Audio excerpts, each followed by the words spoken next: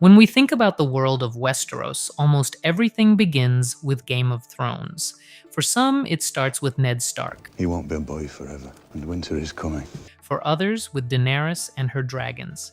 But with the release of House of the Dragon, we traveled back in time to the origin of the Targaryens' greatest tragedy, the Dance of the Dragons, the brutal civil war that nearly destroyed the magic of that world. Yet between these two stories lies another era, a quieter era, a more human one, and perhaps the most heartfelt of them all. It's the era explored in A Knight of the Seven Kingdoms. This is a story without massive battles, except those fought on tournament fields. Without the Iron Throne at its center, though we'll meet plenty of those who dream of claiming it, and without dragons, well, almost. This is a story about the road, about choices, and about what it truly means to be a knight and a king. The events of A Knight of the Seven Kingdoms take place roughly halfway between House of the Dragon and Game of Thrones, but this isn't one single novel. It's actually a collection of 3 interconnected novellas, all following the same characters and one continuous journey. If you're thinking about reading them before watching the series, it honestly won't take much time. I highly recommend giving at least the first novella a chance. I'm pretty sure once you start, you won't want to stop. But if you don't have the time, I'll give you a spoiler-light overview, just enough to understand what we can expect over the next 6 years, assuming HBO sticks to its current plans. All 3 novellas were written by George R.R. Martin, although they were published years apart. Each one explores a different side of Westeros, expanding its history, its people, and its lore. The first story is The Hedge Knight. It was published in 1998, and it serves as the basis for the first season of HBO's adaptation, consisting of 6 episodes. The story takes place in 209 AC, 209 years after Aegon's conquest. For comparison, House of the Dragon takes place around 129 to 131 AC, while Game of Thrones begins in 298 AC. This is the simplest story of the 3, but also the one that best captures the heart of the entire series. Duncan has just lost his mentor. For the first time in his life, he decides to call himself a knight. He travels to a great tournament, where he unexpectedly crosses paths with several Targaryen princes, and soon finds himself caught in a conflict that could easily cost him his life. It's here that the central theme of the entire series is established. True honor almost always stands against the system. The second novella is The Sworn Sword. It was published in 2003, and HBO has already announced that it will become Season 2, currently planned for 2027.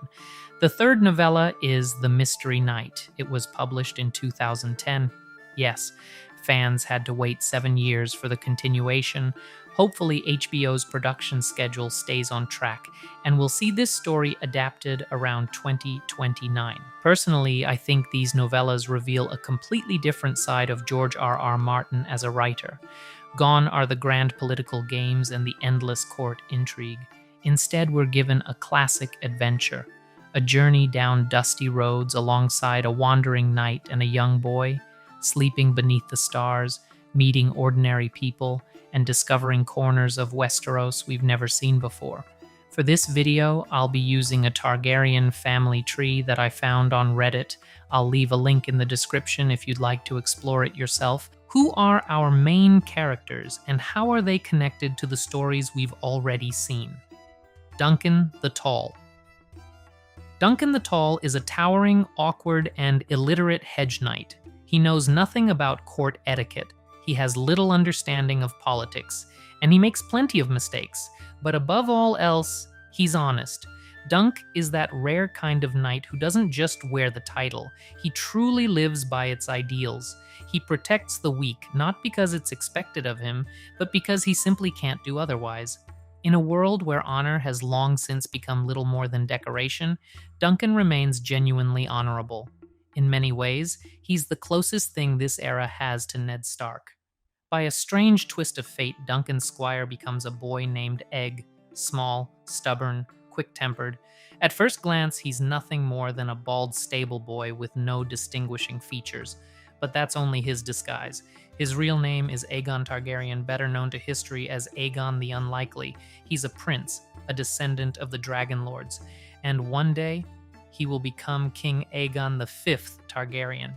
If you're wondering how he's connected to Rhaenyra Targaryen from House of the Dragon, here's the family line. Near the end of the first season of House of the Dragon, Rhaenyra introduces her father, King Viserys I, to her young son by Daemon Targaryen. Viserys II. Viserys II's son will be Aegon IV, better known as Aegon the Unworthy. He's remembered as one of the worst kings in Targaryen history. Not only did he father countless bastards, he also legitimized them on his deathbed. That single decision would plunge the realm into decades of bloodshed. Aegon IV's legitimate son was Daeron II, remembered as Daeron the Good. We'll meet Daeron's sons during the very first season of A Knight of the Seven Kingdoms. One of them is Prince Baelor Breakspear, the king's hand, and one of the greatest knights of his generation. The other is Prince Maekar, a stern, battle-hardened warrior, harsh at times, but ultimately a fair and honorable man, and Maekar is Egg's father. For Egg, Duncan becomes far more than a knight. He's an older brother, a mentor, almost a father figure. In fact, it was Prince Maekar himself who allowed his youngest son to become Duncan's squire, hoping the experience would make him a better man than some of his older brothers, and he was right. When Egg eventually ascends the Iron Throne as King Aegon V, he becomes a ruler who genuinely wants justice. He works to limit the power of the Great Lords. He fights to improve the lives of the common people, and he reigns from 233 AC to 259 AC. Aegon loved Duncan so deeply that he even named his eldest son Prince Duncan after him. History remembers him as Duncan the Small. But many years later, Prince Duncan shocked the realm by giving up his claim to the Iron Throne. Why? For love. He chose to marry Jenny of Oldstones, sacrificing a crown for the woman he loved. Unfortunately, I can't include Jenny of Oldstones in this video because of copyright restrictions, but I'll leave a link in the comments so you can listen to it afterward. And while you're there, if you're enjoying the video, don't forget to leave a like. Egg wasn't the only son in his family. The series will also introduce us to Prince Daeron, known as Daeron the Drunken, and Prince Aerion Brightflame. But Egg also had an older brother whom Game of Thrones fans already know very well, Maester Aemon Targaryen, the elderly blind maester serving the Night's Watch at Castle Black. Aemon voluntarily removed himself from the line of succession. He took the vows of a maester. So when Maester Aemon tells Jon Snow in Game of Thrones about the painful choice between love and duty, he isn't speaking in theory. He's speaking from experience. He knows exactly what it means to walk away from power. He watched his younger brother rule the Seven Kingdoms. And even after House Targaryen fell during Robert's rebellion, Aemon never abandoned his vows. He remained a maester of the Night's Watch until the very end of his life, despite never being a criminal or an exile. Interestingly, the television series simplified the Targaryen family tree. In Game of Thrones, Aemon tells Jon that the Mad King, Aerys II, was Egg's son. In George R.R. Martin's books, however, Aerys is actually Egg's grandson. It's a small change, but one worth knowing if you're diving deeper into the lore. And in the final days of his life, Aemon repeatedly calls out for his brother.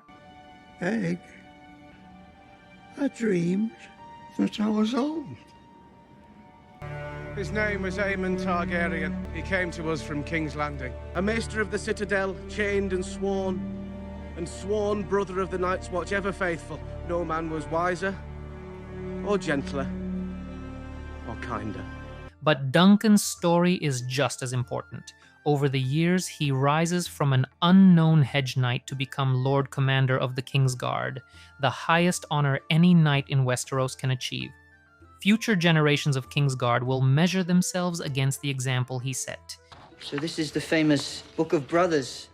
All the great deeds of all the great Kingsguard, huh? Sir Duncan the Tall. 4 pages for Sir Duncan. Must have been quite a man. So they say. And we have more than enough clues to believe that Brienne of Tarth is one of Duncan's descendants. When Brienne speaks about honor, about duty, about protecting rather than ruling, she sounds remarkably like Duncan himself.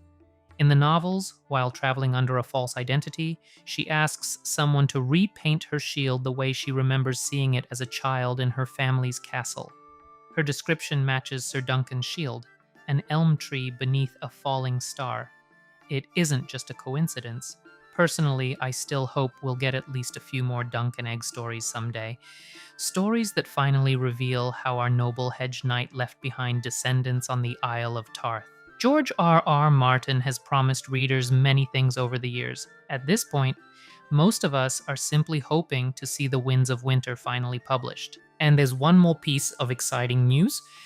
George R.R. Martin has reportedly shared his complete roadmap for all 12 planned Duncan Egg stories with the show's writers, revealing the full arc of the saga. So if the series finds a strong audience and HBO continues to support it, we may eventually see adventures that even book readers have never experienced. But honestly, I'm incredibly glad HBO chose to adapt these novellas. There were countless other projects under consideration, a sequel centered on Jon Snow, a series about Nymeria's fleet of 1,000 ships, even one set in Flea Bottom. Yet I truly believe the stories of Dunk and Egg were the right choice. They're the warmest, the most personal, and perhaps the ones we need the most today. Because this isn't a story about who wins, it's a story about who you become while facing hardship, and who you remain once the journey is over. Winter is always coming, one king will always replace another, but honor is something you either have or you don't.